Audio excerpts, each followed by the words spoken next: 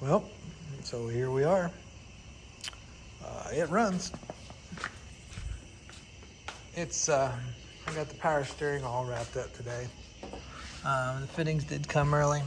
I went in, found some copper washers to use around these lower end fittings, and they're dry. I got the tube adapter for 3/8 tube to -6, built a return line. I ended up mounting my power steering cooler right here, kind of on the bottom of the core support, which should get plenty of air for keeping the system cool.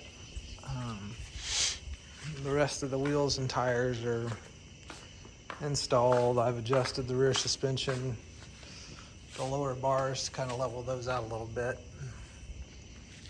Fuel system's working, no leaks that I can see on anything at this point, so that's a pretty good day. And then, you know,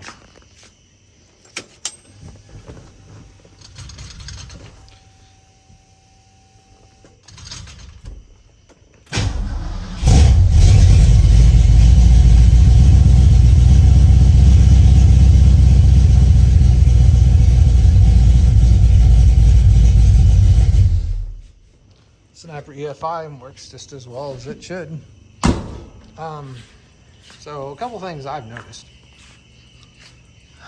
The motor mounts move the engine back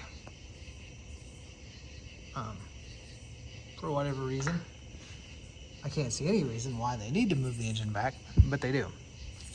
So I'm a little surprised QA1 didn't get this right, but they didn't.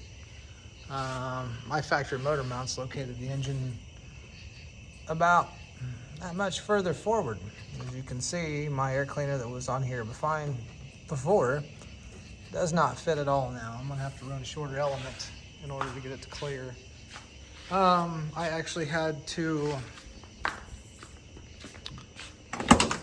notch my floor. Sorry, it's a bit dark. I had to notch my floor for the 4-speed to actually get into second gear and fourth gear, because before it would just hit the floor and wouldn't actually go in. So that was a thing before. Not a thing now, but yeah, so it scooted everything back, and I think that explains why the drive shaft was shorter. Part of it was because of the rear end alignment, but again, part of it was because it scooted everything back. I'd say a good 1.5 inches at least. So, sorry, my dogs are making weird noise. Yeah, I think tomorrow I'll attempt to get the bed on it and set the rear ride height, and then do the best I can with an alignment on my own so that I can drive it to an alignment shop. I need to give it a bath. It has collected a lot of dust sitting in the garage. So yeah, that's just, I wanted to give it a quick update tonight and, you know, let everybody know that yeah, it runs and power steering works great. Ended up with a 49-inch belt for this setup, in case anybody ever tries to do this in the future, wants to do this in the future. It's a 49-inch belt. But yeah, I mean, I guess that's about all for this evening. Sorry, this is a short video. I just want to kind of to give everybody an update on how it went and the way it sits today. And I think this is kind of the ride height of it. So I went with another thing I wanted to tell everybody. I went with a 18x10 Rocket Racing wheel with a 5.5-inch backspace. And you can see it gives the tire, like, I do not want a tucked in tire, and that is very much not a tucked in tire.